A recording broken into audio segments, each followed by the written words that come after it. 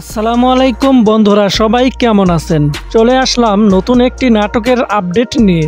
নাটকটির নাম হচ্ছে তুমি গ্রামার আমি ব্যাকরণ এবং নাটকটি পরিচালনা করেছেন দয়াল শাহ। দয়াল শাহ এর পরিচালিত নাটকটিতে অভিনয় করেছেন আপনার আমার জনপ্রিয় জুটি নিলয় আলমগীর এবং জান্নাতুল সুমাইয়া হিমি।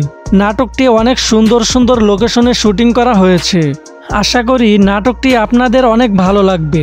ভালো লাগারই কথা, কারণ এই জুটি সবার প্রিয়।